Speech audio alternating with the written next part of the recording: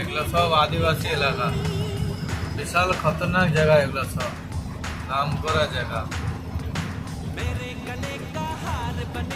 আগে প্রচুর মানে চুরি ছিনতাই ডাকাতি এইগুলাই হতো বিশাল বিশাল।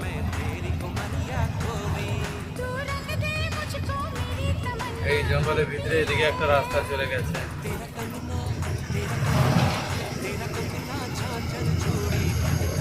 এই রাস্তাটা পুরো জয়দেব চলে গেছে, জয়দেব নদীর বলে ভিতর রাস্তা। পানাগড় নাম জয়দেব নদীর জায়গা এলাকা।